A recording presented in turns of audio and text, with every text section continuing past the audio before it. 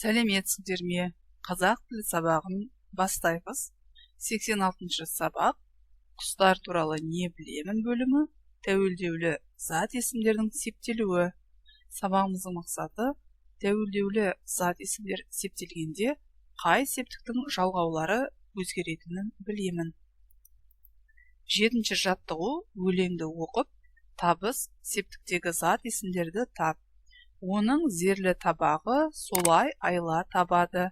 Күн ысымай тұрғанда қауашағын жабады.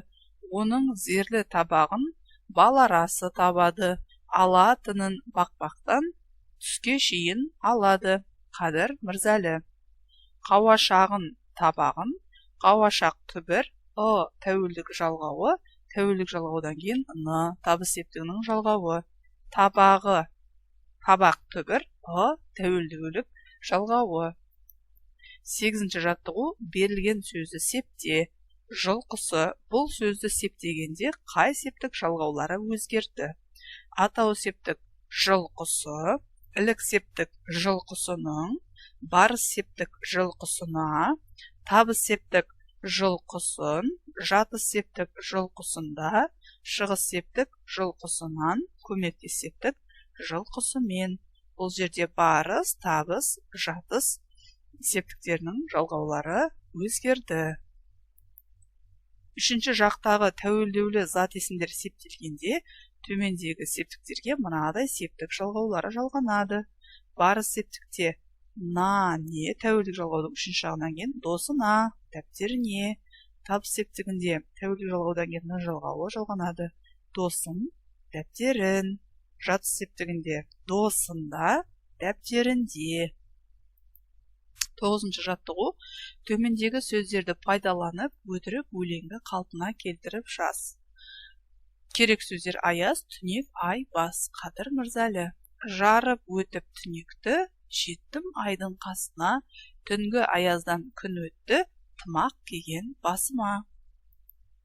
10-ші жаттығу сызбаны пайдаланып, зат есімді тіркес жаса.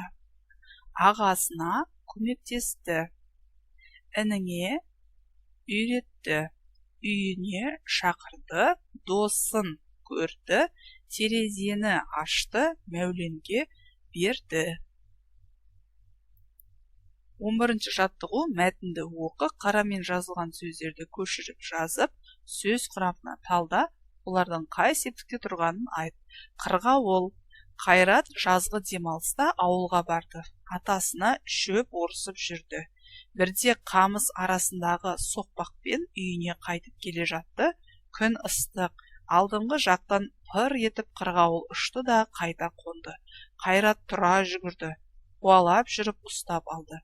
Ата, қандай әдемі, деді жотасынан сипап. Енді мұны асыраймын. Атасы қырғауылды қолына алып қарады. Аяғы сынған екен.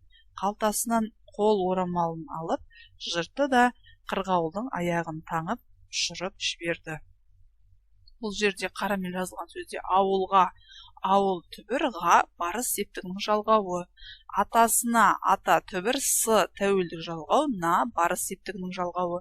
Үйіне, үй түбір, тәуелдік жалғауы, не барыс септігінің жалғауы. Қырғауылды, қырғауыл түбір, д табыс септігінің жалғауы. Қолына, қол түбір, тәуелдік жалғауы. На барыс септігінің жалғауы. Қалтасынан, қалта түбір, с тәуелдік жалғау, нан шығыс септігінің жалғауы.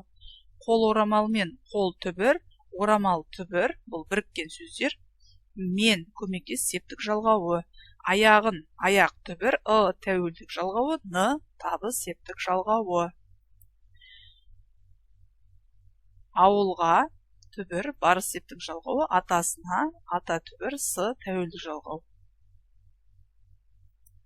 12-ші жаттығу әріптерден б әрпінен басталып, н әрпімен аяқталатын құстың атын тауып оқы.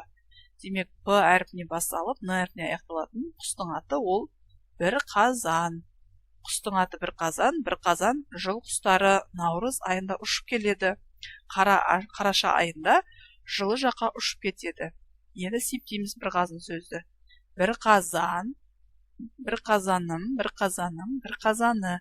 ілік септікте бір қазанның, менің бір қазанымның, сенің бір қазаныңның, оның бір қазанының.